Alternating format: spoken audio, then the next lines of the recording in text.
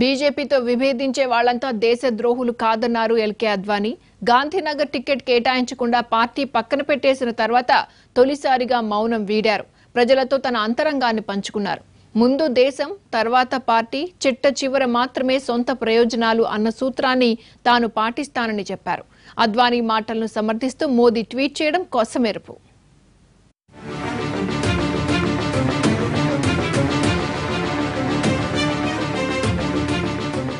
ఒకప్పటి బీజేపీ రథసారథి ఎట్టకేలకు మౌనం వీడారు. పార్టీని ఓ క్రమ పద్ధతిలో నిర్మించి బీజేపీని తన భుజస్కంధాలపై నడిపించి చివరకు పార్టీలో ఒంటరివాడిగా మారిపోయిన అద్వానీ చివరకు మౌనం వీడారు. తన మనసులో ఉన్న మాటలను అక్షరాలుగా మార్చారు. మోదీ, అమిత్ షా హయాంలో అద్వానీ స్థానం ఏంటన్నది ప్రత్యేకంగా చెప్పనక్కర్లేదు. ఆయనకున్న అనుభవాన్ని, పెద్దరికాన్ని కూడా పక్కన పెట్టేసి అద్వానీతో ఇక పార్టీకి అవసరం లేదన్న స్థాయి వరకు తెచ్చారు. చివరకు ఆయన దశాబ్దాలుగా ప్రాతినిధ్యం వహిస్తున్న గాంధీనగర్ లోక్సభ సీటును కూడా కేటాయించకుండా బదిలించుకునే ప్రయత్నం చేశారు.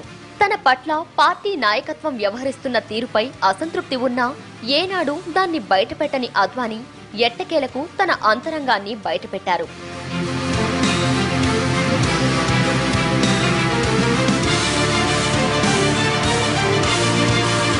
ఏప్రిల్ 6న బీజేపీ ఆవిర్భావ దినోత్సవాన్ని జరుపుకుంటున్న సందర్భంగా అద్వానీ తన బ్లాగ్లో కొన్ని విషయాలను ప్రస్తావించారు. దేశ రాజకీయాలు, పార్టీ విధానాలు, వ్యక్తుల ఆలోచనలపై తన అభిప్రాయాన్ని పంచుకున్నారు. ముఖ్యంగా బీజేపీ దేశ వ్యవస్థలన్నింటినీ నాశనం చేస్తుందని విపక్షాలు విమర్శిస్తున్న సమయంలో అద్వానీ కీలక అంశాలను ప్రస్తావించారు.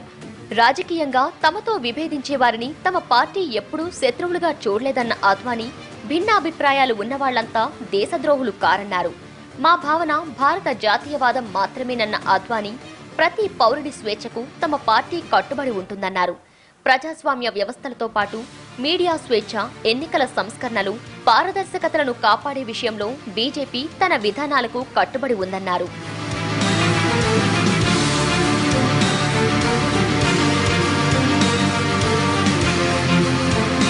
పద్నాలుగేళ్ల వయసున్నప్పుడు రాష్ట్రీయ స్వయం సేవక్ సంఘ్లో చేరానని చెప్పిన అద్వానీ అప్పటి నుంచి మాతృభూమికి సేవ చేయడాన్ని అలవాటుగా మార్చుకున్నానని చెప్పారు. మొదట దేశం, ఆ తర్వాత పార్టీ, చిట్ట చివరన సొంత ప్రయోజనాలు. ఇదే స్ఫూర్తిదాయక సూత్రాన్ని తన జీవితంలో అన్ని సందర్భాల్లోనూ పాటించానని చెప్పారు అద్వానీ. వైవిధ్యాన్ని గౌరవించడమే భారత ప్రజాస్వామ్య సారమన్నారు. తనను 6 సార్లు లోక్సభకు పంపిన గాంధీనగర్ ప్రజలకు ఆయన కృతజ్ఞతలు తెలిపారు.